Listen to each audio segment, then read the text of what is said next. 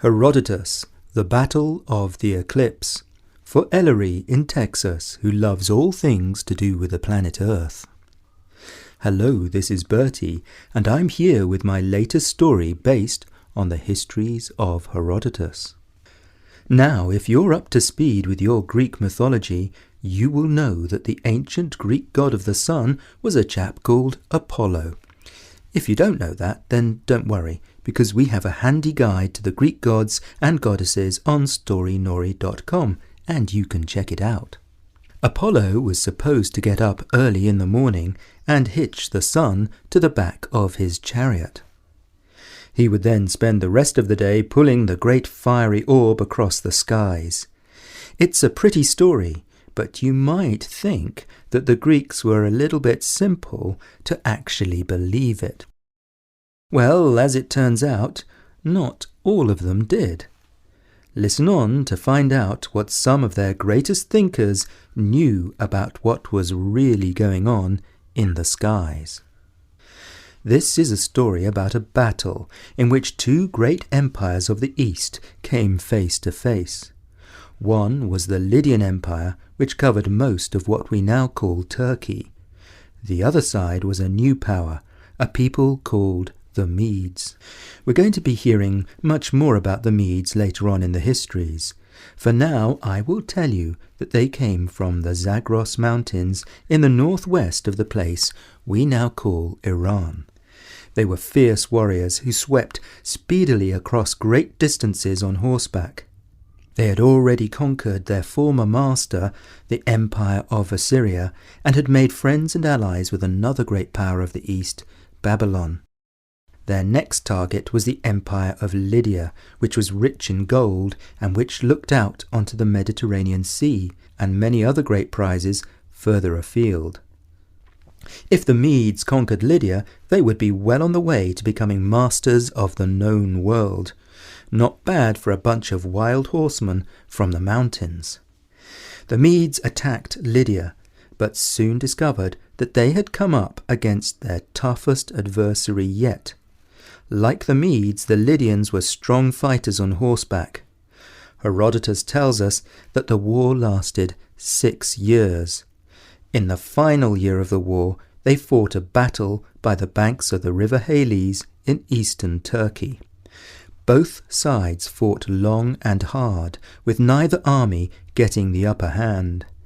Then suddenly, although it was still day, the soldiers found themselves fighting in the dark. The sun had been partly covered by the moon.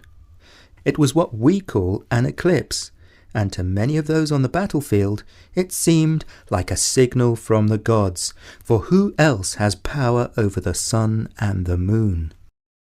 The commanders on both sides called off their soldiers. Instead of fighting, they talked peace.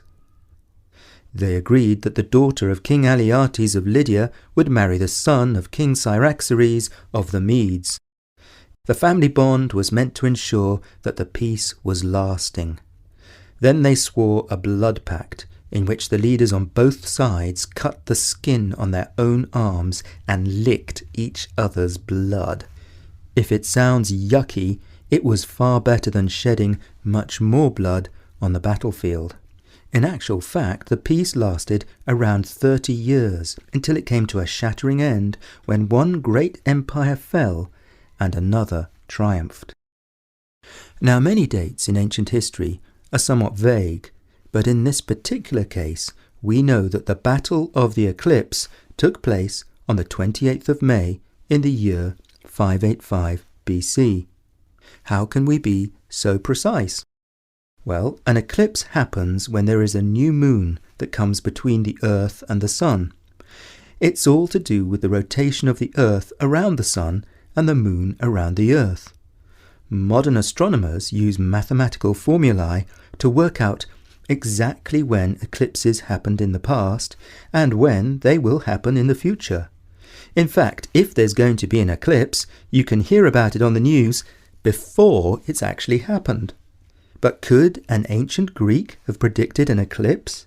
It doesn't sound likely, because back then, 2,500 years ago, most people believed that the gods controlled the sun and the moon, or in fact that the sun and the moon actually were gods. But it turns out that not everybody clung to those beliefs. Herodotus tells us that a scientist from the Greek city of Miletus accurately predicted the date of this fateful eclipse. His name was Thales. He's often called an early philosopher or lover of wisdom, but we might think of him more as a scientist or a mathematician. To make such an accurate prediction, Thales must have studied the sun and the moon, put in a lot of original thought about what was actually happening, and done many mathematical calculations. In short, he was a genius. And as a genius, Thales was never short of big ideas. One of his theories was that the world and everything in it is made of water. In fact, we know that living beings such as humans are about 70% water. But that's not true of other things like rocks, for instance. But the main point here is that Thales was a deep thinker who was interested in the nature of things. He liked to explain the world by science rather than mythology. Other Greek thinkers, including the philosopher Democritus, got even closer to the modern view of the world when they suggested that everything is made out of tiny pieces of matter called atoms. Thales was born into a wealthy family in the Greek city of Miletus on the coast of what we now call Turkey. We've heard about Miletus before in a story about the Greek oracle of Delphi. It's said that Thales' family were related to Phoenicians, who were great sailors and traders from the country that we now call Lebanon. It's said that he had an Egyptian teacher. His life shows how the Greeks were mixing with the peoples of the East and sharing their ideas. He used mathematics and geometry to calculate the height of pyramids and to work out the distance of a ship from the land. That's what we now call trigonometry.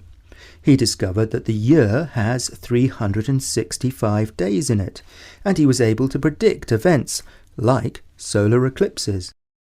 Later on, he worked for the Lydian king Croesus and helped his army cross the river Halys by diverting its flow, so he was something of an engineer too.